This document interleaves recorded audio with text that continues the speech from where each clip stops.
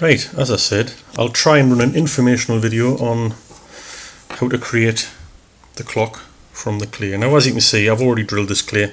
All I've used is a standard masonry drill bit and a standard drill. You could use cordless, you could use anything you want, just don't use hammer action. Obviously the vibration is most likely going to smash the clay. Obviously I drilled a pilot hole through first. Obviously once the pilot hole has gone through, then I just used the wider bit to take this out. This is an 8mm hole in here. It's an 8mm piece I've used. You should be able to just see it on the top there. Maybe this is going to focus, which I don't think it is.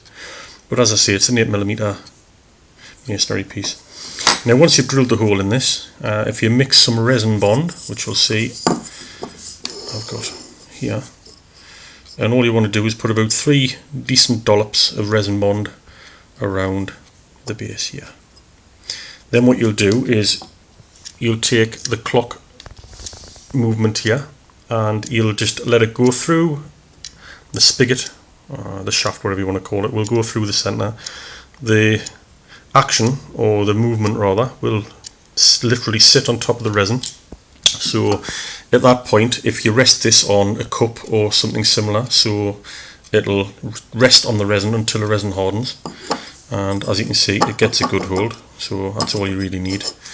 And once that's resined in, you can then go to the next stage, which was I took the cartridge base off a 12 gauge. You could use 20 gauge, you could use 410, basically whatever you like. Purdy, you could use Holland and Holland, you can use what you like. I just used Clever Mirage. I can't afford Holland and Holland cartridges, to be fair. So all I've done there is I've cut it as close to the shaft as I can using a small hand grinder. 2 moments, I'll show you which it is.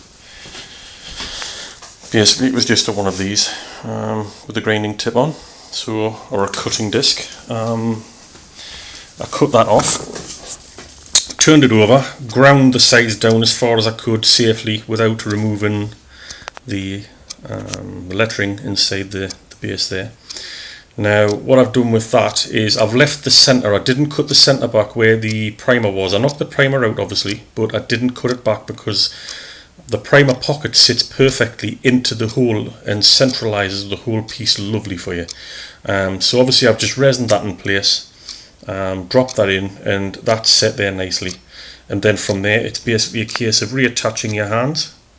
Once the hands are attached, plug your battery into the back there just to make sure everything's still tickety-boo, no pun intended. And then obviously you have to work out how you wish to hang this on a wall or a desk. You could perhaps make a wooden mount. I mean, another thing, I guess, just thinking off the top of my head here, perhaps snap that out, if you were to use one clay and some form of mount to perhaps attach that one to the top to make a clock out of 2 clays and use a clay as a base perhaps. Like I say, possibilities are endless, but it's just another short video here on, you know, what you can do with an old spent 12 gauge cartridge and a couple of bits of shooting paraphernalia. But there you go. I hope this has been helpful to some of you and give you some a little bit of inspiration, and thank you very much for watching.